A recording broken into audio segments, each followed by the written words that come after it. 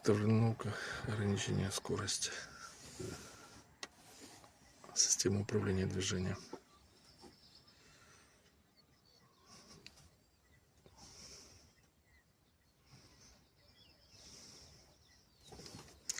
Кодирование. Параметрирование.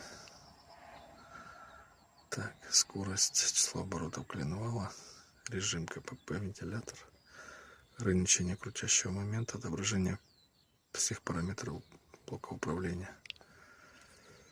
Скорость нас интересует.